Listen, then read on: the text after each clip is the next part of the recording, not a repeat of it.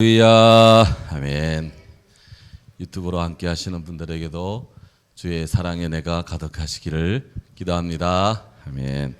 역성노님과 사랑 인사합니다. 샬롬 샬롬. 감사합니다.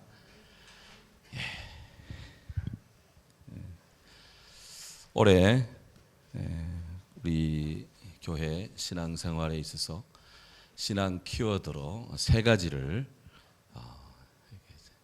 이제 집약된 세 가지를 이제 우리가 생각을 합니다. 지난 1월 첫 번째 주일에는 회복, 그리고 오늘, 그리고 다음 주 이어서 선교적 교회로의 복음적인 성장, 그리고 윷놀이하고 2월 둘째 주에 부흥, 한 주 할지 두 주 할지 세 주 할지 저도 몰라요. 어쨌든 부흥이 뭐 끝이 있습니까? 계속 성장하고 부흥하는 겁니다. 그래서 오늘은 이제 이거 제가 나눠드린 거 다 받으셨나요? 이게 2페이지짜리인데 이거를 다 하려면 굉장히 좀 많은 시간이 걸려서 좀 중간에 잘라가지고 오늘 파트 1만 하고 다음 주에 2페이지, 3페이지, 4페이지 이렇게 이제 할 거예요. 너무 긴장하지 마시고. 자, 감사합니다. 우리 회복이라는 주제. 참 흔들리지 않고 피는 꽃이 어디 있으랴. 참 우리 인생은 참 많은 이 상처를 받고 또 상처를 주고 그렇게 또 상처가 회복되고 그렇게 하면서 어릴 때부터 지금까지 크고 있습니다. 제가 들고 다니는 가방, 제가 메고 다니는 성형 가방, 또 사무실 책상, 또 저희 집에 연고가 참 많습니다. 그 가방 안에도 뭐 후시딘도 있고요, 뭐 이렇게 상처 까지면 이게 바르는 후시딘, 또 뭐 데일밴드, 또 응급으로 또 이렇게 누가 아프면 이렇게 줄 수 있는 뭐 타이레놀, 메달, 뭐 그릇도 있어요. 하여튼 목회하다 보니까 하여튼 뭐 그런 것도 필요하더라고. 또 저도 가끔씩 안 좋을 때는 그걸로 탁 털어놓고 하기 위해서 뭐 심지어 손톱깎이까지도 하여튼 가방 안에 딱 들어 있습니다. 더 열어보지는 마시고. 그런데 이렇게 이제 해서 그런 연고라든지 데일밴드 뭐 이런 것들이 긴급 처치를 상처를 긴급 처치해서 더 크게 번지고 도지고 하는 것을 막지요. 그래 회복이 됩니다. 그럼 뭐 하룻밤 자고 나면 또 언제 아팠냐는 듯이 또 깨끗해지고. 우리가 이렇게 세월을 살면서 특히 코로나 3년 동안에 참 많은 타격을 받았습니다. 국가적으로도 그렇고 세계적으로도 그렇고 또 우리 개개인적으로 가정별로도 많은 어려움이 있고 그거를 참 인간은 참 용케 이렇게 터널을 빠져나오고 있습니다. 근데 뜻밖에도 얼마 전에 그 뉴스에 아마 이렇게 긴급으로 이 뉴스가 떴는데 혹 보신 분, 안 보신 분 있는지 모르겠지만 중국에서 하여튼 무슨 이 하여튼 군사 연구소에서 그 코로나 바이러스가 변종 바이러스를 더 강화된 바이러스를 이 사람들이 만들었다 그래요. 그래서 쥐를 놓고 실험을 했는데 100% 치사율을 일으키는 코로나 바이러스를 만들었다고 그런 세계적인 그런 바이올로지 논문집에다가 실었어요. 도대체 무슨 의도로 또 그런 것을 만들었는지 모르겠어요. 그래서 굉장히 정신적인 영적인 그런 충격이 오더라고요. 목사인 제가 그런 충격을 받는데 우리 성도님들은 어떨까? 물론 의식하지 않고 살 수도 있겠지만 보건당국이라든지 뭐 제약회사 또 일반 서민들 입장에서 뭔가 그런 데 굉장히 민감하신 분들은 굉장한 이 마음의 충격과 상처를 받는다. 또 우리에게 코로나 같은 시련이 온다는 말인가. 참 그래서 사람들에게 굉장한 이 두려움을 넣고 있어요. 그래서 지금 우리나라도 그렇지만 곳곳에 점집이 그렇게 많이 생긴답니다. 점집이. 왜 사람들이 점을 치러 다니느냐? 두렵기 때문에. 미래가 두렵고 왜 두려워하느냐? 불확실성 있지만 그 안에 또 고통이, 또 상처가, 또 아픔이 찾아오면 어떡하냐 하는 것 등등이 우리를 그냥 신경적으로 정신적으로 막 누르고 있는 거예요. 이를 회복해야 되고 이를 탈피해 나와야 되는데 세상의 심리요법, 무슨 뭐 좋은 영양, 휴식, 휴가 다 제한적인 효과는 있지만 항속성이 떨어지고 또 이렇게 근원적인 치료가 굉장히 안 돼요. 그래서 바로 우리가 예수님이 우리에게 정말 요청되고 주의 사랑이 참 우리에게 필요한데 바로 예수 그리스도 안에서 신앙 회복 탄력성을 우리가 강화되고 갖게 됩니다. 나는 약해도 주님은 강하시고 특별히 우리 주님은 죽으셨다 부활하신 분이잖아요. 지금 살아계시지 않습니까? 그러니까 이런 예수 그리스도를 능가하는 회복 탄력성이 어디 있느냐? 우리 예수님밖에 없어요. 그래서 참 우리에게 이런 누가 이렇게 회복이 필요하냐? 여기 앉아 있는 우리 성도님들과 저와 우리 성도님들이 회복이 먼저 필요한 거예요. 그래야 내가 건강해야 연약한 사람을 도와줄 수가 있어요. 그래서 나부터 성결해야 되고 우리부터 평화해야 되고 범사에 우리가 감사해야 되고 하나님 말씀이 우리 삶으로 해서 예수님과 함께 위대 예수 다시 성결의 복음으로 한 성도 한 영혼 주께로 누가 해야 되느냐? 다 우리가 해야 돼. 이게 이제 회복의 그런 과제입니다.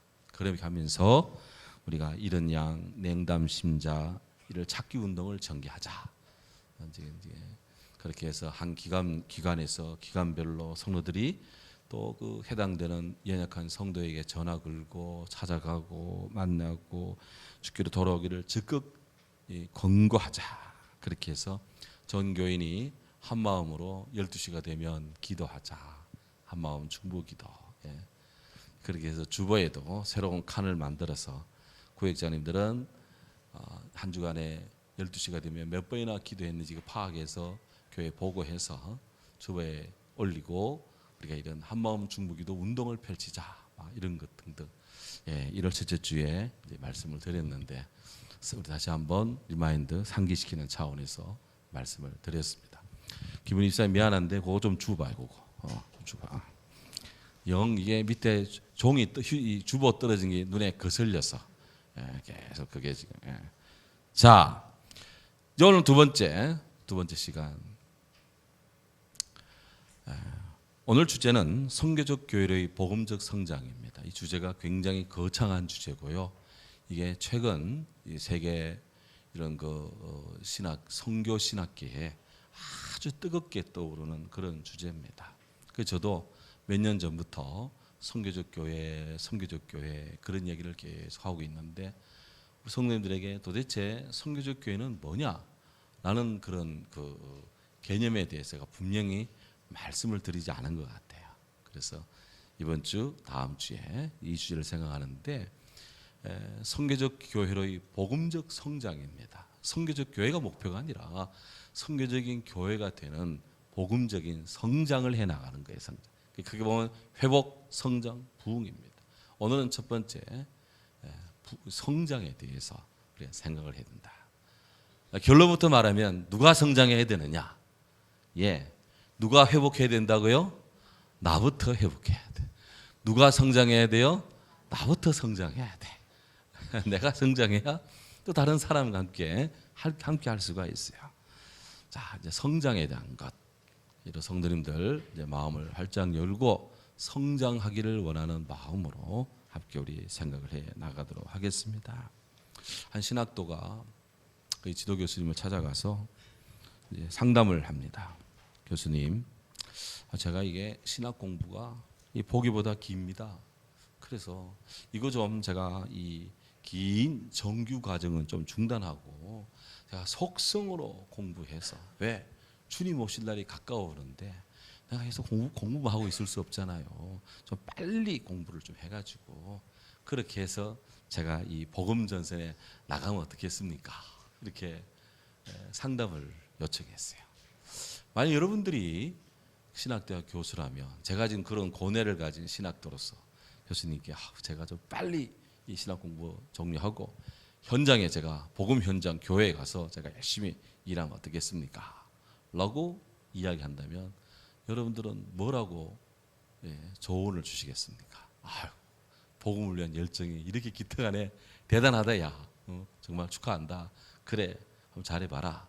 뜻이 있는 곳에 길이 있다. 뭐 이런 식으로 조언하시겠습니까? 다시 한번 생각해 보게. 그게 과연 좋은 길일까? 이렇게 혹은 그리고 코칭을 하겠습니까? 그 학생의 그런 질문을 받은 그 교수님이 잠깐 묵상하고 답을 주는데 이렇게 이제 조언을 합니다. 물론 가능하네. 정규과정 종료하고 속성으로 공부해서 복음을 위해 일하는 것 물론 가능하다. 하지만 그것은 자네가 무엇이 되겠느냐에 달려있는 문제다. 만약 하나님께서 너가 참나무 같은 그런 복음의 사역자가 되기를 원한다면 100년을 공들여서 너를 키울 것이다.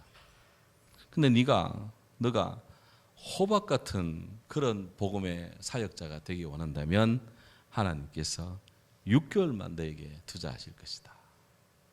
그랬어요.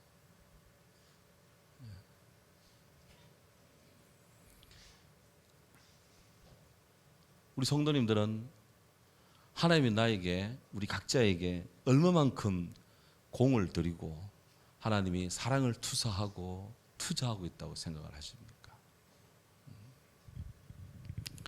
우리 그리스도인들이 종종 오해하는 것 중에 하나가 예수를 믿으면 금방 성숙한 사람이 되고 금방 성자가 되고 금방 믿음의 대가가 되고 금방 이게 막 하늘과 땅을 연결하는 십자가의 그리스도인이 되는 줄로 생각하는 경우가 많습니다. 그러나 그렇게 되면 얼마나 좋겠습니까마는 그렇게 되는 케이스는 거의 없습니다. 로마가 며칠 만에 이루어졌습니까? 로마는 하루아침에 이루어지지 않았다. 며칠 만에 몇 년 만에 10년 만에 100년 만에 그런 거 없어요. 로마는 하루아침에 이루어지지 않았다. 그것처럼 하나님의 탐스러운 열매가 있기까지 얼마나 많은 햇빛이, 얼마나 많은 구름이, 얼마나 많은 비가, 얼마나 많은 바람이 그 밭에 휘몰아쳤겠습니까? 그 속에서 열매가 있고 나무가 크고 그 속에서 또 새로운 그런 그 삶의 지경이 또 열리고 그렇게 하는 거예요. 그래서 예수님의 동생 야고보, 그 야고보께서 1장 4절에 그렇게 말합니다. 인내를 온전히 이루라. 인내를 이루라. 그랬어요. 이는 너희로 온전하고 구비하여 조금도 부족함이 없게 하려 함이라.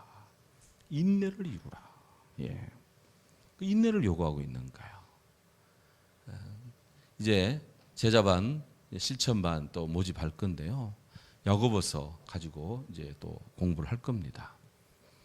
거기에 이 신앙생활 함에 있어서 정말 강조되는 신앙의 덕목 중에 하나가 인내입니다. 인내. 계속 인내를 요구해요. 이게 초대교회 때부터 계속 요구되는 그 신앙의 요점입니다. 요즘까지도 인내가 요구되는 거예요. 그러니까 초대교회 성도들도 박해적 상황, 또 복음의 핍박적 상황, 그리고 험난한 상황, 내 주위에 믿는 사람보다 믿지 않는 사람이 훨씬 많은 그런 상황에서 참 자기를 구별하고 분별해서 하나님을 믿는 그 삶이 얼마나 고달팠겠습니까? 정말 아주 지난했을 겁니다. 아주 지극히 힘들었다 이게요. 그러니까 예수님의 동생 야고보께서 인내를 이루세요. 그렇게 촉구를 하고 있잖아. 그래서 우리들이 신앙이 성장하고 또 성장하고 예수님의 장성한 분량까지 자라가는 것이 하나님의 뜻이라고 사도 바울은, 베드로는, 야고보는 계속해서 강조하고 있습니다. 그러니 이런 회복과 성장, 성숙이라는 주제는 이거는 비단 2024년 우리 교회 직분자 세미나 이때만 다루는 것이 아니라 이거는 뭐 평상시 늘 설교 주제이기도 하고 역시 핵심이기도 하고 우리 그리스도인들의 갖춰야 될 내적인 덕목이기도 하고요. 그토록 맺어야 될 열매이기도 하는 거예요. 성령의 열매이기 때문에 그렇습니다. 또 하나의 예를 든다면 누에라는 것. 저희 고향이 이 함창인데 거기가 함창읍에 이래 들어가면 그 외곽도로로 여기 쭉 들어가면 없던 로타리가 하나 생겼어요. 로타리가. 그 로타리에 보면 뭐 희한한 물체가 하나 있습니다. 자, 자세히 보면 누에꽃이가 이렇게 기어가는 뽕잎 위에 기어가는 그런 형상을 이렇게 만들어 놨어요. 그 누에꽃이 거기서 뭐가 나오죠? 번데기 나오잖아. 번데기가 누에꽃에서 번데기가 나오는데 누에꽃에서 번데기만 나오냐? 번데기는 부가물이고 진짜 중요한 것은 번데기에서 실이 비단실이 나오죠. 비단이 나옵니다. 실이 쫙 뽑아 나오는데 어릴 때 외갓집에 놀러 가면 할머니 집에 가면 외갓집에 가면 그 자다 보면요 이 누에꽃이가 이 뽕잎을 먹는 소리가 삭삭삭삭삭삭삭 소리가 막 이게 요즘은 그런 소리 들을 수가 없어요. 왜 키우는 집 별로 없으니까. 근데 어릴 때는 막 거기가 온 집이 막 외갓 동네 막 백원이라는 동네인데 동네가 백원이에요 이름이. 기차 타면 함창역에서 이제 외갓집 가려고 기차표를 끊습니다. 100원 주세요. 그러면 서울에서 온 분 같은데 100원이 있어요? 예. 100원만 있는 게 아닙니다. 뭐 1000원도 있고요. 하지만은 2원도 있어요. 2원. 2원이 있습니다. 보은 옆에 가면 2원이라는 그 면인지 업인지 하나 있어 거기가. 그 상주 100원. 그렇습니까? 그래. 그래서 제가 이 100원에 가는 거 아주 큰 소리로 100원 주세요. 그러는 거예요. 돈 내고 100원 주세요. 그래. 그러니까 예. 근데 그 100원이라는 말이 흰 백자 어뜸은 자예요. 그러니까 흰 백의 어뜸이다. 그러니까 그게 가면 온 동네가 뽕받치고 온 동네가 그냥 이런 누에 키우는 집이었어요. 함창에도 마찬가지고. 저 어릴 때 그냥 척척척척 하는 소리, 새벽종이 울렸네 하는 이런 그 새마을 운동 이 노래가 나옴과 동시에 집집마다 막 착착착착 명주 배자는 배틀자 돌아가는 소리 듣고 일어나고 또 막 그 착착착 끝나고 조용해지면 이제 다시 이제 라면 끓여 먹고 밤늦게 공부하고 자고 뭐 그런 동네였어요. 그래서 그 함창이라는 곳이 그 이제 누에가 이렇게 있는데 거기가 300의 고장입니다. 세 가지가 희다. 우리 김기영 기사님 되게 좋아하네. 고향이 그 동네잖아. 축하합니다. 예. 그래서 뭐가 세 가지 희냐? 쌀이 희요. 쌀이 희고 또 꽃감이 희다. 꽃감. 또 흰 것이 명주가 희야. 누에꽃이 명주. 그래서 이 세 가지가 희어서 300의 고장. 신학대 들어갔을 때 자기를 소개하는 시간이 있었어요. 여러분 아십니까? 저는요 300의 고장이 경상북도 상접장에서 이렇게 왔습니다. 뭘 했는데 우리 지금 돌아가셨지만 김향아라는 신학교 50명 중에 딱 이 학생이 한 명이었는데 저 좀 보자 하더라고. 규철 씨 아까 그 무슨 이야기했어요? 에? 저요. 제가요 300의 고장 함창에서 함창고등학교 나와가지고 지금 여기 왔습니다. 이렇게 했더니 지금 무슨 말이었냐? 자기는 무슨 말인지 한마디도 못 알아들었대. 충격이 나는 거야. 당신 그래가지고 목사님 되겠다는데 그래 설교 어떻게 하겠냐는 거야. 저 딴에 말 되게 잘하는 줄 알았는데 제가 이렇게 한마디도 못 알아듣게 말을 하는구나 해가지고 그때부터 제가 회개하고 제가 이 말 배우기 나섰어요. KBS 뉴스 딱 들으면 안녕하십니까 KBS 뉴스 누구누구입니다. 이렇게 KBS 뉴스 따라가면서 제가 아나운서 흉내 내가지고 그렇게 했어요. 그래서 서울 가면 제가 서울말 쓰고 대구 가면 대구말 쓰고 안동 오면 안동말 쓰고 막 부산 가면 부산말 쓰고 제가 이렇게 전국 다니며 그 나라 말을 쓰는데 자 그래서 하여튼 그랬던 촌놈이 이렇게까지 있는 것은 하나님의 영광인 줄로 믿습니다. 아멘이 적네. 그래서 주님의 영인데 자 근데 이 누에가 이제 뭐 누에 이야기 하는 게 아니고 이제 누에가요. 누에가 이 누에 알에서 태어나는데 이 알, 누에 알로 시작합니다. 이 누에 알이 큰 누에가 되기까지 몸무게가 얼마만큼 성장할까요? 자, 1번 100배, 2번 1000배, 3번 1만 배, 만 배. 자, 얼마만큼? 1번 손 들어보세요. 한 100배 성장한다. 우리 권장님 100배. 자, 100배 나왔습니다. 1000번, 2번 1000번, 3번 만 배. 아, 이게 나머지는 뭐요? 김경희 씨는 뭐요? 만 배. 그러니까 손 들고 아멘 해. 그래서 이제 맞습니다. 만 배입니다. 와. 요 누에 아래서 누에 꽃이 성장하는데 만 배나 이 몸이 커 이게. 얼마 안 되는 것 같아요. 그만큼 몸이 성장해 나가는데요. 자, 이렇게 누에 한 알이 만 배 성장하기까지 62일이 걸립니다.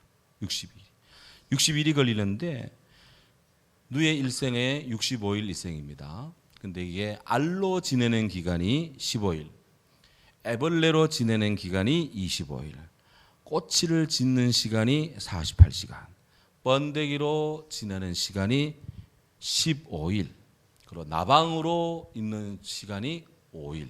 요게 도합 62일 누에 꽃이 일생이에요. 이런 과정을 거쳐가. 이런 과정 속에서 한 단계 한 단계 성장할 때마다 누에는 죽음 같은 잠을 자면서 허물을 벗고 새롭게 성장해서 나중에 누에 꽃을 만드는 성충에 이르렀다. 그리고 지나고 나면 누에 꽃을 지나 뭐 이게 농장주가 혹은 그 집의 사장님이 그걸 해체해서 실 뽑아내고 번데기 그 집에 내지 않으면 며칠 있으면 없어요. 어디 갔어요? 나방돼서 다 날아가요. 그래서 이게 누에인 거예요. 이게. 자, 그래서 성장할 단계마다 한 단계 한 단계마다 죽음 같은 잠을 잔다. 잠을 잔다 해서 그가 아무것도 아니고 퇴화하느냐 퇴행이냐 아닙니다. 그 잠을 잠으로 그 다음 단계 성장, 그 다음 단계 성장을 해 나가는 거예요.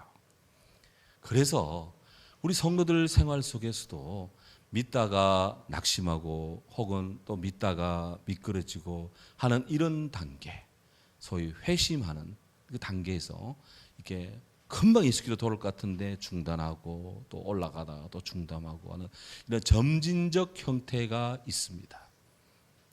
대표적으로 어거스틴 같은 분이 이런 그 점진적 회심을 했는데요. 제가 이 어거스틴의 회심을 공부해서 연구해서 학위를 받았습니다만은 이분의 회심을 연구하기 전에는 오직 사도 바울 그냥 예수 핍박자에서 갑자기 그냥 주의 핍박고 그냥 떨어지면서 예수님의 복음 전거자가 된 이것만이 회심인 줄 알았는데 왜?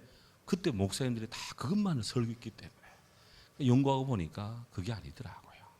그래서 믿다가 중단하고 혹은 움츠리고 있다가 다시 한 발짝 그 32년 동안을 그렇게 하고 있는 것이 어거스틴이에요.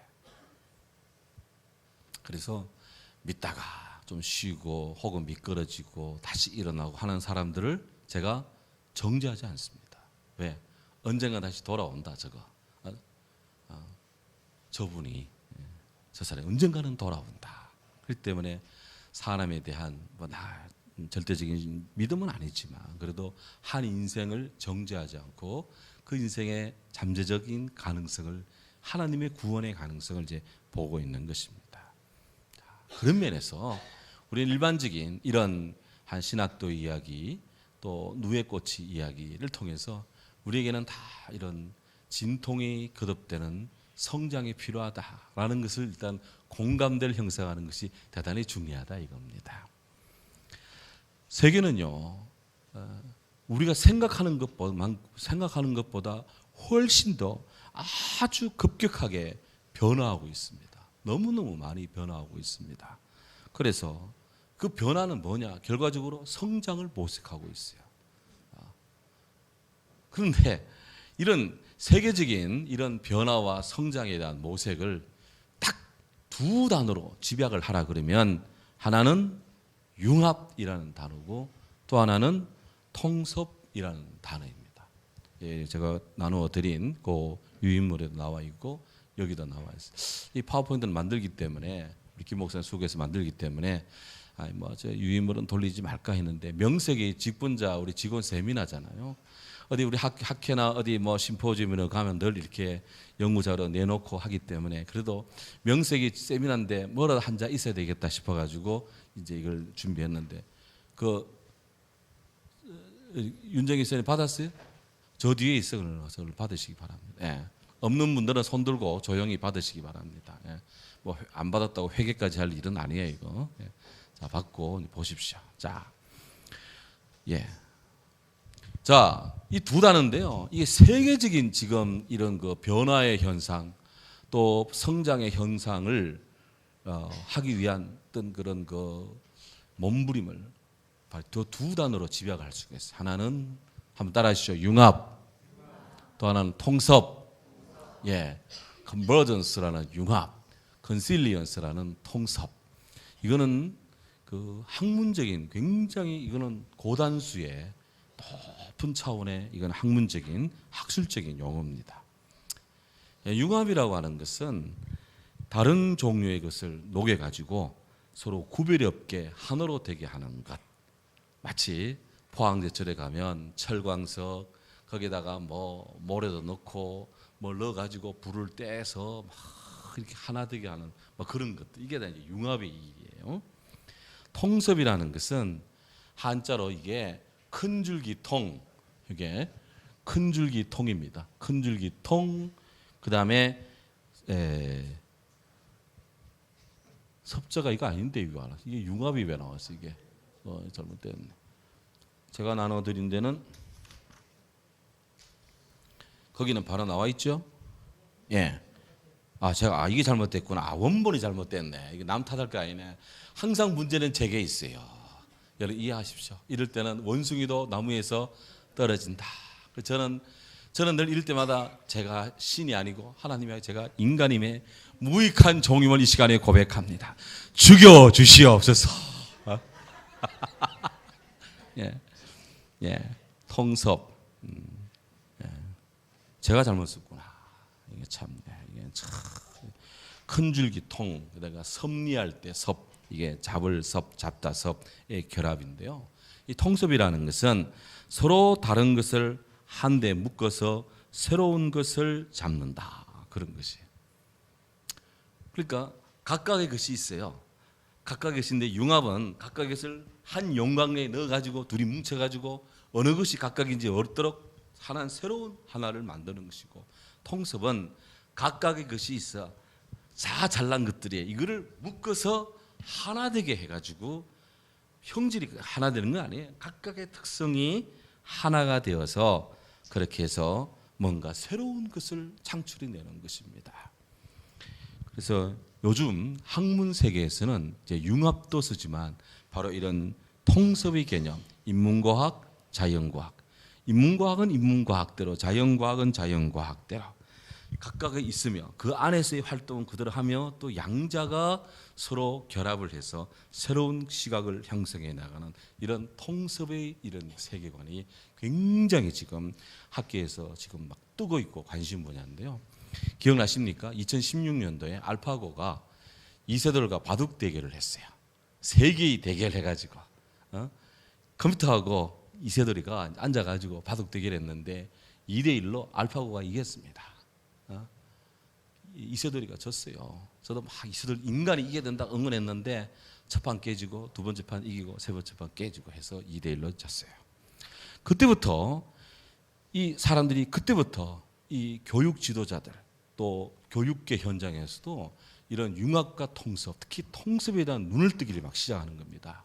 막 눈을 뜨는데요. 그래서 여러분 뉴스 들어보면은 문과 이과 막 통합해서 막 통합형 수능 문제 제출한다, 출제한다, 막 그런 얘기 막 나오죠. 이게 바로 통섭의 일입니다. 문교부에서 문과와 이과 제한을 풀고 뭐 적분, 미적분 뭐 제한을 풀고 해가지고 막 하니까 그냥 막 수학 잘하는 또 좀 한다는 친구들이 막 문과 쪽으로 막 들어오니까 막 문과 학생들이 좀 뭐 평이하게 배우다가는 설 자리가 없으시는 그런 현상이 와요. 와, 왜 우리 이렇게 힘들게 하느냐 막 그러는데 그렇게 하지 않으면 그냥 늘 2등 주자, 3등 주자만 될 것이냐. 세계를 앞서가려면 뭔가 교육이 뛰어나고 탁월해 나가야 되는데 헤아려서 것이 없습니다. 하지만 이쪽과 이쪽을 같이 묶어서 함께 더불어 새로운 필드를 형성하면 남들이 하지 않는 분야를 앞서가기 때문에 그런 새로운 뭔가를 이끌고 만들어내기 때문에 세계적인 이 탑 클래스에 서는 길이 열리거든요. 그래서 교육계에서 이런 문과와 이과를 막 통합하고 또 과학계에서도 이 전공 저 전공을 합쳐가지고 또 새로운 어떤 그런 또 학문 세계를 막 열어가고 막 그러는데요. 그렇게 해서 경계를 바야흐로 경계를 이제 경계선을 뛰어넘고 새로운 관점을 기르고 그래서 한 단계 다음 단계를 또 함께 이렇게 추월해 나가는 그런 이제 세계를 구축해 나가고 있는 겁니다. 여러분 가진 스마트폰만 잘 보더라도 그냥 이게 전자정비 반도체만 있는 게 아니에요. 그 안에 기계만 전화기만 잘 만들어서 무슨 소용이 있냐. 그 안에 전화도 해야 돼요. 그 안에 저 같은 경우는 오늘의 날씨 그것도 봐야 돼. 그 안에 또 뭐 중요한 생각이 떠오르면 옛날에 숫자 찾아 막 적었는데 지금은 그거 꺼내가지고 막 노트도 해야 돼 거기다가. 그리고 또 뭐 문자 주고 받아야 돼. 뭐 또 혹 누가 동영상 보면 동영상도 봐야 돼요. 또 이걸로 좋아하는 나에게 막 이것도 촬영도 해야 돼. 이것도 촬영도 해야 되고 하도 촬영을 하다 보니 제 스마트폰 껍데기가 다 벗겨졌어. 벗겨져가지고 때로는 떨어뜨려서 부상을 당하기도 하고 해서 소리가 잘 안 나. 소리가. 전에 같으면은 우리 선교 헌금하는데 방송 선교에 CBS, CTS마다 있는데 갑자기 주하는 나에게도 있어요. 저걸 왜 써놨나? 주하는 나에게 촬영하는데 저거 촬영을 김 목사가 PD고 제가 이렇게 이제 제가 뭐 이렇게 원고 쓰고 이렇게 잘 하는데 저거 뭐 강의료 받고 뭐 출연료 받고 하느냐? 아닙니다. 제 핸드폰 가지고 찍고 하는데요.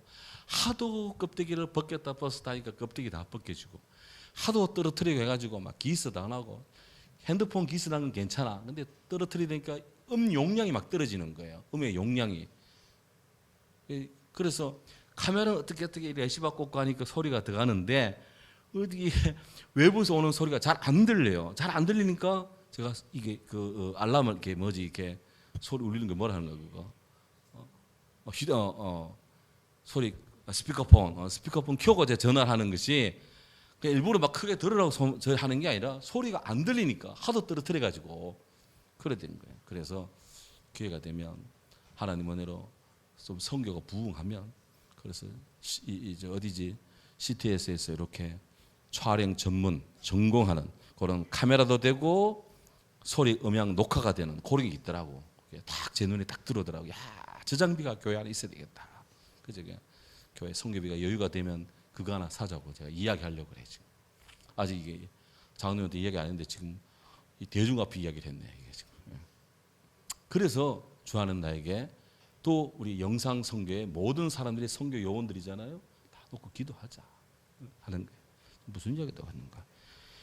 다 이게 융합 통섭의 영역 속에서 다 이루어지고 있는 겁니다. 스마트폰에도 보면 전자계산기도 있어야 되고 몇 번을 걸었는지 거기에 뭐 걷는 것도 나오고 어떤 데는 뭐 이렇게 저는 사용 안 하는데 뭐 어떤 그 되면은 뭐 혈압이 어떻고 당신 뭐 당이 어떻고 뭐가 체질량이 어떻고 다 나온다며 거기에서 뭐 정신 상태까지가 어떻고 앞으로 돈 많이 벌 것 같다 이럴 것 같다 그것까지도 막 오늘의 운세까지 나온다 하니 주여. 소크라테스 오면 놀래 자빠질 것이고 예수님도 오면 야 여가 어디가 하면서 말이지 상당히 힘드실 것 같아. 지금 세계가 그렇게 바뀌고 있습니다.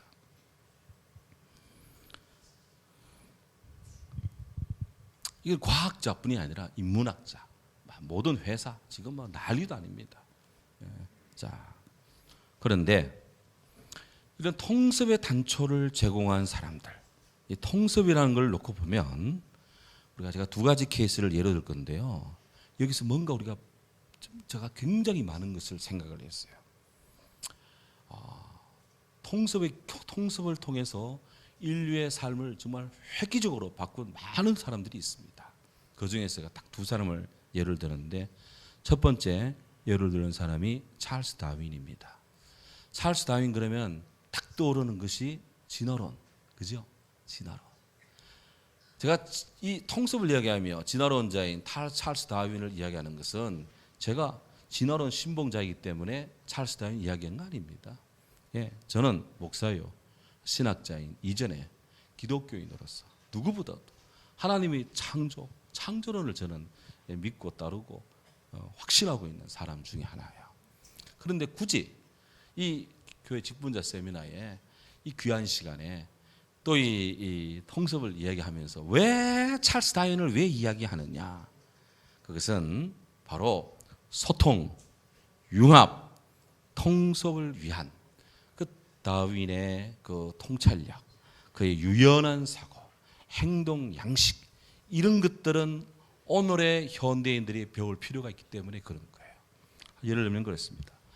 다윈이요, 원래 이 사람은 진화론자가 아니었어요. 이분은 원래 지질학자였습니다. 다윈 지질학자인데 그가 하여튼 뭐 영국 배를 타고 이곳저곳 다니다 보고 버머드 삼각지대 뭐 이렇게 저렇게 다니다 보니까 이제 그가 새로운 세계를 눈을 뜨게 되었는데, 그가 소위 종의 기원이라는 그런 그 연구서를 이제 그가 집필을 하면서 그냥 자기 생각만 막 집어썼느냐, 그건 아니에요. 자료를 찾아보고 해보니까 그가 각 분야의 전문가로부터 조언을 받는데요. 이렇습니다. 그가 캠브리지 대학교와 편지를 주고받았는데 얼마를 주고받았느냐? 그가 종의 기호라는 책을 쓰면서 캠브리지 대학교와 편지를 주고받은 것이 무려 14,500통. 14,500통의 편지를 주고받았어요. 그래서 이 자료가 맞나 안 맞나 계속 확인을 시키는 거고, 해부학자 리처드 오원에게서 화석 분석을 그가 자료를 받았고, 조류학자 제임스 굴드에게서 새의 표본 분석을 또 그가 검토를 했고, 식물학자 조지프 후커에게서 자신이 연구한 것들에 대한 계속 보완을 코칭을 받았고, 또 동물학자인 토마스 헉슬리에게서 그가 썼던 원고를 미리 줘가지고 좀 보게 하고 좀 뭐 이렇게 또 이렇게 지적을 받으면서 또 이해의 공감들을 형성해 나갔고, 이게 다냐? 아닙니다. 그는 이 심지어 경제 전문가인 바로 토마스 멜서스 인구 이론, 멜서스의 인구 이론 있잖아요. 토마스 멜서스에게도 또 그와 또 이렇게 소통을 해서 아이디어를 얻었는데, 멜서스의 인구 이론 중에 하나를 받아들입니다. 많은 자손 중에서 더 나은 형질을 가진 사람이 그 집단에서 다수가 된다. 사람이 많다고 대가 아니라 많은 사람들 중에서 그나마 뛰어난 형질, DNA든 뭐든 머리든 뭐든 간에 사람의 어떤 질량과 함량이 뛰어난 사람이 그 부류의 지도자가 된다. 라는 멜서스 인구 이론의 그런 영구적 결과를 받아들였어요. 그런 걸 가지고 뭐 이렇게 많이 쓰는 것은 잘 발달하고 안 쓰는 것은 도태하고 뭐 용불용설이니 뭐 이런 이론들을 막 이제 만들어낸 거예요. 이게 그냥 하루아침에 나온 것이 아니다. 그러기 위해서 얼마나 많은 사람과 대화하고 소통하고 그런 전문가들과 대화할 정도가 되니까 아무것도 모르는 상태에서 대화가 되겠습니까? 어느 수준에 돼야 될 거 아니에요. 그러니까 그렇게 해서 소위 말하는 이 자연과학의 세계를 진화의 관점에서 그가 보았다는 겁니다. 예. 이런 면에서 정말 놀랍다는 것이죠. 그 언어 소통 능력, 뜻을 소통하는 소통 능력이 놀랍다는 거예요. 두 번째로 볼 사람이 누구냐? 오펜하이머입니다. 오펜하이머. 얼마 전에 영화도 나왔어요. 오펜하이머. 이 오펜하이머 리더십. 그러니까 요즘 굉장히 오펜하이머에 대한 그런 사람들의 관심이 굉장히 급증을 했는데요. 이 오펜하이머라는 사람의 리더십이 왜 오늘날 이 세계에서 다시 주목받고 있느냐 하는 거예요. 시간을 좀 거슬러 올라갑니다. 2차 대전 때 히틀러가 핵무기를 개발한다라는 그런 정보를 입수합니다. 미국 정보부에서. 그 연합국 정보국이 난리가 났어요. 핵무기는 정말 초유의 무기입니다. 하나 떨어뜨리면 히로시마 나가사키, 거기 가보면 뭐 현장에 사진집 보셨죠? 옛날에 많이 보셨을 거예요. 나만 아는 게 없습니다. 숨쉬는 생물이 있을 수가 없습니다. 다 전무합니다. 이런 핵무기를 히틀러가 만든 때 그래도 자유진영은 그래도 평화를 위해서 제한적으로 이걸 사용할 것인데 이 악한 악인들이 이것을 가질 때는 무한정으로 사용할 수가 있어요. 그렇기 때문에 이 히틀러의 손에 이 핵무기가 들리는 순간 자유세계는 무지무지한 희생 아니 참상을 당할 것은 눈에 뻔한 거예요. 그래서 미국 정보부에서 연합국 정보부에서 대책을 마련합니다. 해가지고 저 독일보다도 우리가 먼저 핵무기를 만들어야 된다. 일본보다도 우리가 먼저 만들어야 된다. 해가지고 이제 소위 말하는 연합팀을 구성하는데 책임자로 누구를 뽑았느냐? 오펜하이머를 성장을 뽑았어요. 이 오펜하이머는 저는 원래 아인슈타인과 함께 독일에 있다가 히틀러 나치의 막 인간답지 않은 그 모습에 너무나 그냥 실망을 하고 또 생명의 위협을 느껴서 미국으로 이제 이민 간 사람인데 어쨌든 미국 정부가 보호하고 있었죠. 그래서 오펜하이머 박사에게 미국 정부가 정식으로 요청을 했습니다. 해서 이제 시한은 딱 3년을 줍니다. 3년 내에 이거 개발해야 된다. 아직 어느 누구도 이 핵무기, 핵 개념을 동원해서 무기화하는 개념을 생각지도 않은 때 히틀러가 이거를 생각했다라는 첩보를 받고 미국이 우리도 먼저 핵무기와 또 핵과 핵융합과 이걸 무기화하는 이런 시스템을 그러면서도 이 개발하는 자에게는 해가 되지 않는 이런 것을 개발해야 되는데 그 담당 최고 책임자로 오펜하이머를 딱 이제 형성한 다음에 연구비 20억 달러. 그다음 다음에 1940년대 20억 달러는 어마어마합니다. 20억 달러의 연구비와 그다음에 연구 용역, 연구를 돕는 사람 청소부까지 해가지고 몇 명을 동원하느냐? 최고 많을 때는 13만 명을 동원합니다. 13만 명을 동원하고요. 그다음에 세계 그 미국 사회, 유럽 사회에서 자유우방 국가 중에 내노라 하는 과학자들, 물리학, 천체학, 뭐 하여튼 화학학 하는 내노라 하는 과학자 수백 명의 박사들을 끌고 모읍니다. 미안합니다. 끌고 모은다니까 사람들을 직결을 시킵니다. 이들은 다 자기 분야에서 최고 전문가예요. 다 잘난 사람들이야. 그리고 아무도 해보지 않은 연구를 각자의 연구를 하나로 결속시켜서 일을 해야 되는데 이걸 누가 했느냐? 오펜하이머가 했어요. 그러니까 정말 백인 백색, 만인 만색입니다. 그런 사람들을 하나로 묶는다. 이게 가능하겠습니까? 그러니까 오펜하이머가 얼마나 정신적으로 그가 고통스러웠겠습니까? 하지만 그는 그 모든 것들을 다 수용했고요. 3년 걸린다는 그 시간대에 2년 6개월 만에 핵무기를 완성을 해서 이거를 일본에다가 이제 사용을 했죠. 히로시마, 나가사키. 그렇기 때문에 일본이 항복을 했습니다. 만약 그때 히로시마, 나가사키에 원자폭탄이 떨어지지 않았다면 일본이 계속 저항했을 것이고요. 대한민국 해방 독립 난망했습니다. 물론 언젠가는 일본이 무너졌겠죠. 일제가 무너지기까지 정말 엄청난 인류가 희생을 당했고요. 2차 대전 때 수천만 명이 죽었잖아요. 만약에 히틀러가 이것을 개발했다 했다면 어마어마한 인류가 아마 희생을 당했을 것이다. 자, 그런데 오펜하이머가 제각각인 사람들 다 인터뷰하고 하나하나씩 해서 다 만나가지고 하나의 팀을 짜고 해서 서로의 영역을 건드리지 않으면서도 서로가 융합되게 통섭해서 함께 해가지고 하나로 묶어서 바로 이런 세계 최초의 핵무기를 만들었다는 거죠. 자, 이런 것들이 바로 소위 말하는 그 융합과 통섭을 통해서 인류는 그 다음부터 새로운 단계로 이제 형성에 올라갑니다. 그 전에는 석탄을 떼고 또 디젤 엔진을 통해서 전기 또 혹은 발전기 혹은 어떤 파워를 형성했는데 이때부터 이제 핵무기도 되지만 이거를 무기화가 아닌 상업화를 만들면 소위 원자력 발전소가 돼가지고 싼값의 전기를 지금 무한대로 주고 있잖아요. 예?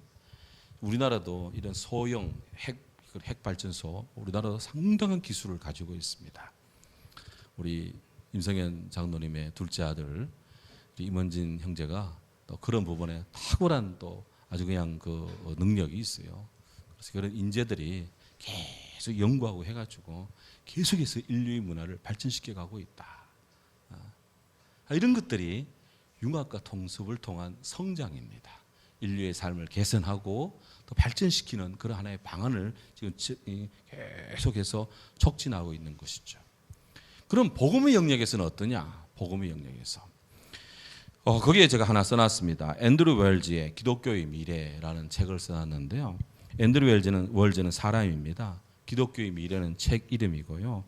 그 기독교의 미래에 이제 그 부제가 있는데 부제가 뭐냐? 기독교의 중심이 이동하고 있다.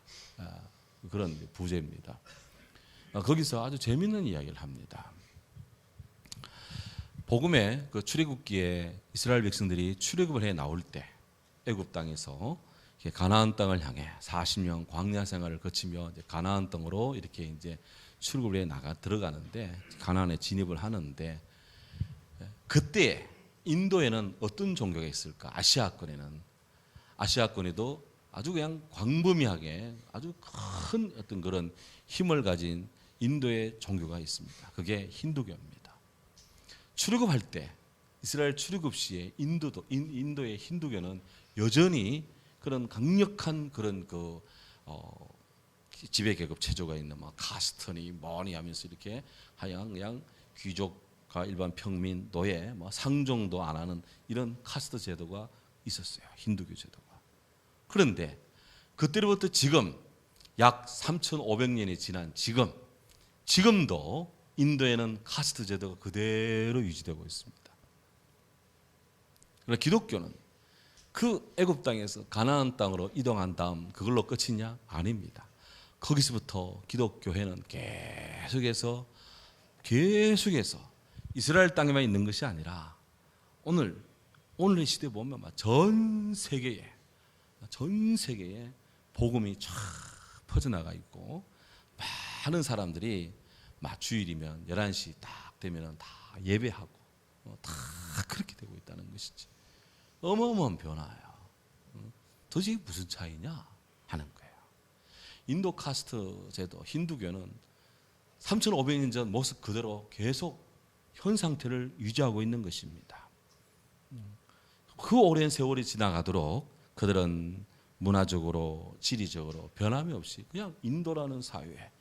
요즘은 워낙 사회가 이제 열려 있으니까 인도 사람, 힌두교인이 미국 가면 어디 가면 자기네 집을 좀 성공해서 자기 집 한 칸에 힌두교 기도실을 지어놓고 자기끼리 예배하지만 그래도 세계적으로 영향력을 미친다 그런 건 별로 없습니다.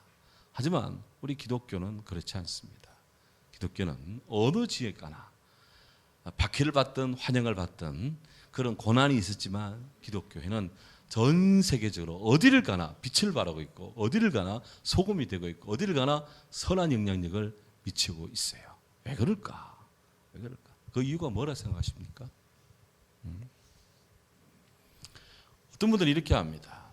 기독교권과 이슬람권을 놓고 비교할 때 어느 쪽이 더 강력하게 움직였느냐 하는 거예요. 기독교도 과거 역사 속에 보면 굉장했습니다. 성지를 탈환하기 위해서 십자군 전쟁도 하고요. 지금도 그냥 강력하죠. 지금 강력한데 이슬람권은 더 강력합니다. 자살, 폭탄, 테러. 기독교에는 그런 거 안 합니다. 이슬람은 그런 거 합니다. 자살, 폭탄, 테러하고 신을 위하여하고 그냥 지나가는 상선에 미사일 퍼붓고 기독교 진영 그런 거 없어요. 근데 이슬람은 그런 짓도 지들은 당연히 하고 있는 거예요. 지들이 사고 쳐놓고 복수한다 그러고 그렇습니다. 왜 그러느냐? 이슬람은 여전히 왜 그러느냐 하는 거예요. 이유가 딱 있어요. 이슬람은 코란의 이야기, 마음의 코란의 이야기는 한마디도 바꿀 수 없다. 그들은 금지령이 있어요. 코란이 번역되는 게 없어요. 한국어로는 번역이 되어 있답니다. 저도 하나 사 보려고 하는데 틈이 없어 못 사네 지금. 코란이 다른 말로 잘 번역이 안 됩니다. 그런데 우리 기독교회는 처음부터 번역 가능성, 트랜스빌리티, 이거 보면 트랜슬레이터빌리티, 발음이 좀 어렵다. 트랜슬레이터빌리티, 바로 번역 가능성. 지난 주일에 우리 그 기도원 방문했을 때 번역의 역사 말씀드렸죠. 문화에서 보면 히브리어 성경을 톨레미 이집트 국왕이 이스라엘 랍비 70명을 불러가지고 와서 그 히브리어 성경을 헬라어로 번역을 하고, 또 제롬이 또 히브리어 성경에서 라틴어로 번역을 하고, 또 뒤에 그 위클리프가 영어로 번역하고, 루터가 독일어로 번역하고, 세계의 유수 언어로 다 번역을 합니다.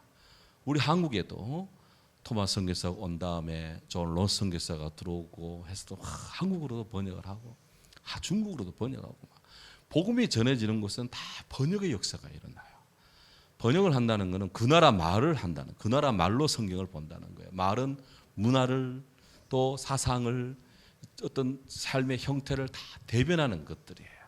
그러니까 기독교의 복음이 고고하게 그냥 바위에만 새겨져 있는 것이 아니고, 그냥 십자가 탑에만 딱 서 있는 것이 아니라, 그것은 마치 물처럼 탁탁 그 나라 복음이 전거되는 그 나라의 현장 속으로 복음이 싹싹 스며 들어간다는 것입니다. 예수님이 내 배에서 진리가 샘물처럼 터져 나오리라. 주님이 복음의 진리를 샘물로 비교했어요. 물로 비유했어요. 물은 어느 곳이라도 들어가고요, 어떤 그릇에도 담깁니다. 그래서 어떤 문화, 어떤 사회, 어떤 계층, 어떤 민족, 어떤 나라에도 복음은 다 들어가는 것입니다.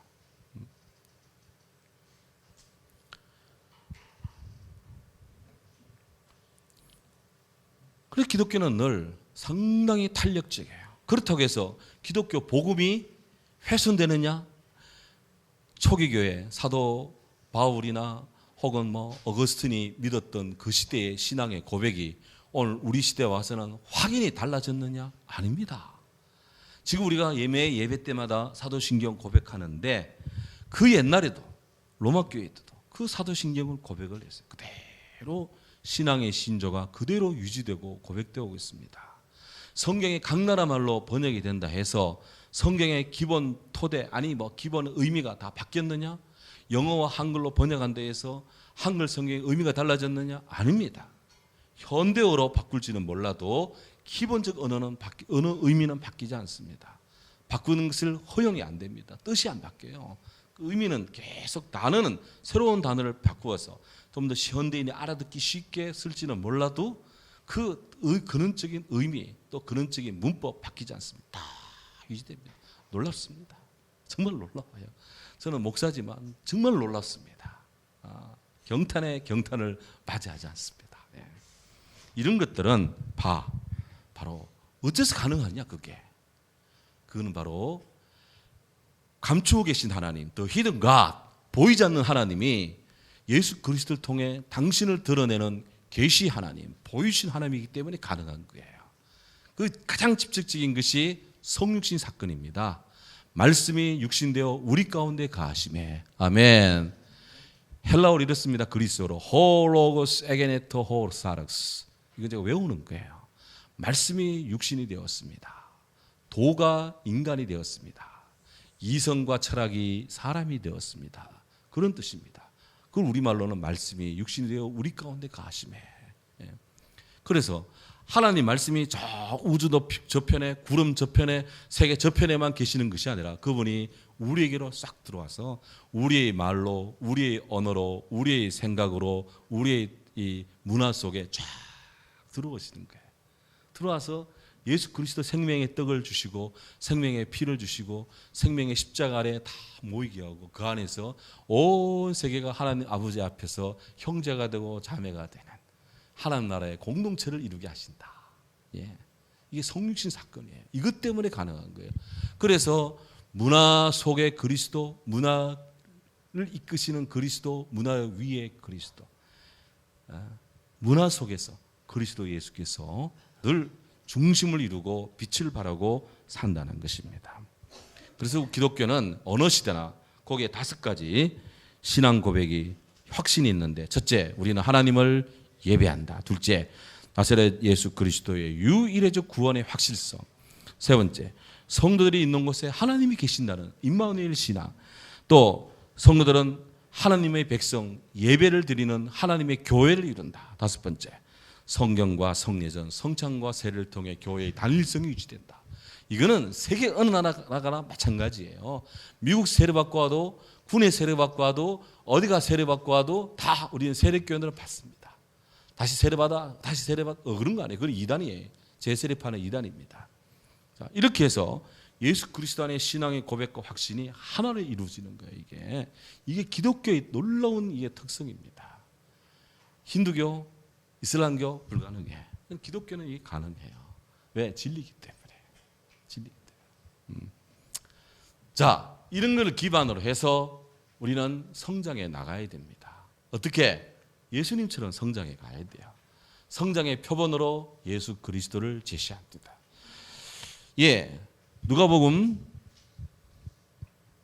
누가복음에 예수님이 어떤 분이신가? 키가 자라매 지혜도 자라고 하나님과 사람에게 더 사랑스러워 가시더라. 누가복음 2장 52절에 예수님은 그 지혜와 키가 자라매 하나님과 사람에게 더 사랑스러워 가시더라. 사람들은 예수님 그러면 막 태어날 때부터 막 그냥 발로 한 발로 막 백두산 뛰어오르고 막 그냥 헬몬산 뛰어오르고 막 갈릴리 바다 뛰어넘으시고 막 축지법 쓰고 막 그냥 막 그렇게 하신 줄 아는데 성경은 아무리 성경을 봐도 그런 부분은 없어요. 주님은 인간으로 태어나셔서 키도 자라고 지혜도 자라고 12살 되면 엄마 아버지와 함께 예루살렘에 예배하러 갔는데 랍비들과 같이 앉아서 토론을 하는데 랍비들이 예수님의 하는 말씀에 막 그들이 듣기도 하고 묻기도 하고 막 기절초풍하고 막 너무너무 지혜롭고 다 그러기도 하시는데 당연히 친구들과 저 앞에 나사렛 앞에 가고 있을 줄 알았는데 가보니 3일 길을 갔는데 아가 없어. 하루 길을 갔는데 애가 없어. 엄마 아버지 놀래가지고 사흘 길을 돌아 찾아보니 성전에서 예수님이 그러고 있는 거예요. 어릴 때 예수님이 인간적인 모습, 뛰어난 모습이 다 들어가 있는 거예요. 자, 이걸 보면 기독교는 철저히 신화적인 요소를 거부합니다. 예수님을 신화적으로 그냥 그리스 로마 신화처럼 그냥 중국 무술 영화처럼 그렇게 우리 복음을 그런 식으로 이야기를 하지도 않고 설명하지도 않고 말씀하지도 않아요. 철저히 시간과 공간 속의 존재로 예수님을 인정합니다. 그럼에도 불구하고 동시에 하나님의 성령의 은혜, 늘 주님의 은혜의 빛이 늘 임하는 거예요. 그래서 세상의 어떤 한계성을 주님이 스스로가 초월하는 것이 아니라 하나님 은혜로 한계와 벽을 넘어서 갑니다. 사도행전에 너희가 죽인 예수를 하나님이 살리셨다 했어요. 그래서 예수님이 부활하셨다. 우리말로는 예수님이 부활하셨습니다 하니까 막 스스로 부활한 것처럼 자동사 형태로 인정하는데 그게 아니에요. Jesus has risen. 예수님은 일으킴을 받았습니다. 어떻게? By God. 하나님에 의해서 일으킴을 받았습니다. 수동태로 기록하고 있어요. 우리말로는 예수께서 부활하셔 다시 사셨느니라 이렇게 번역은 그래 하지만 원래적인 말은 수동태예요. 그 예수님의 부활도 하나님의 은혜 속에 이루어지는 거예요. 이게 바로 기독교는 신화를 배경해서 부활이 역사적인 사실이기 때문에 그래서 우리는 예수님에게서 성장의 본을 보는 겁니다. 어떻게 성장해야 되느냐? 두 가지가 함께 가야 돼요. 키도 자라야 되고 지혜도 자라야 돼. 저는 다 컸는데 무슨 키가 자라야 돼. 그러니까 신앙의 세계가 필요해요. 영적인, 정신적인 그런 믿음의 크기도 자라야 돼. 더불어서 믿음만 자라면 안 되고 믿음과 함께 신앙의 용량도 크고 지혜도 자라고 균형 잡힌 것으로 자라가야 돼요. 그래서 에베소서 찾아보겠습니다. 여기는 안 나눴어요. 에베소서 4장 13절. 운양유 집사님, 에베소서 4장 13절. 없어요? 예.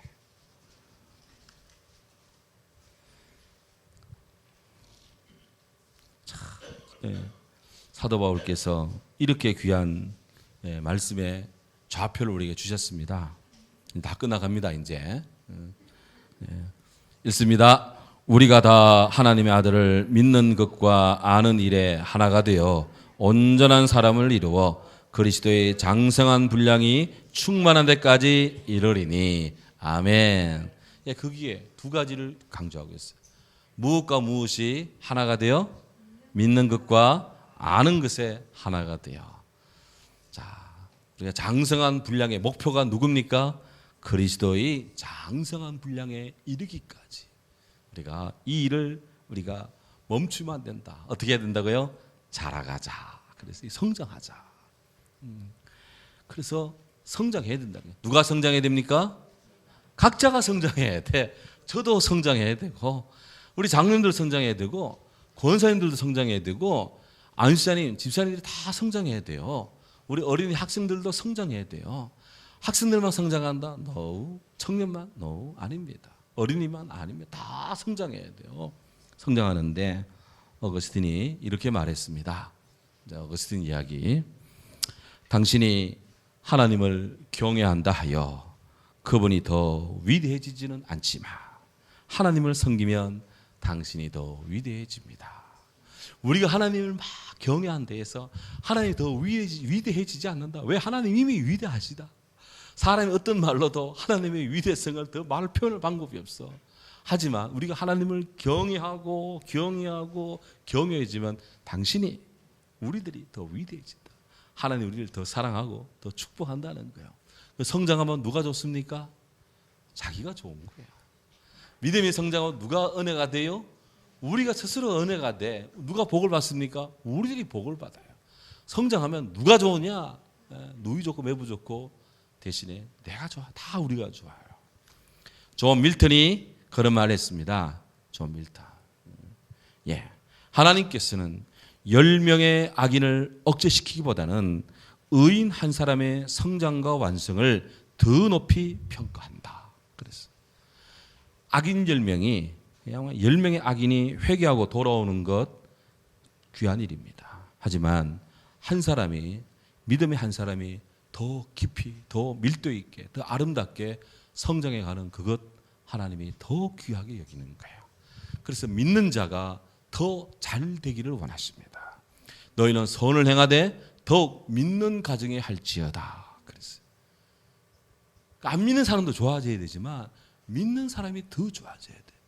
그래서 아브라함을 통해 하나님이 복을 주시는데 아브라함 때문에 이삭 때문에 야곱 때문에 요셉 때문에 애굽이 복을 받습니다. 가나안 땅이 복을 받습니다. 아브라함 때문에 소돔 고모라가 구원받을 가능성도 있었어요. 그 지들이 온전하지 않으니까 망하는 거예요. 우리들이 하나님을 잘 쓰면 다 이게 복이 됩니다. 우리는 그 영적인 아브라함 후예들이잖아요.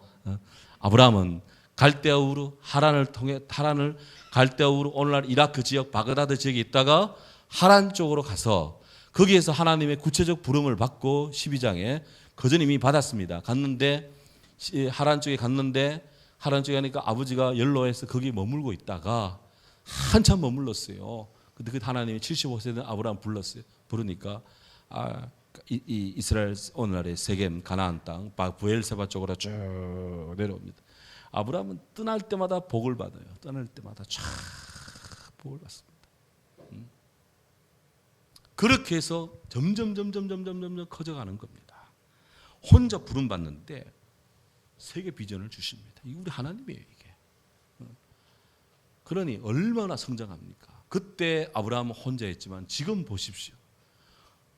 동서양 물론하고 신앙의 사람들 다 우리는 영적인 아브라함 후예들, 영적인 이스라엘 하면서 막 그 안에 있기를 우리는 늘 원하고 사모하잖아. 분입니까? 영원한 하나님 나라를 바라보면서 우리가 살아가잖아요.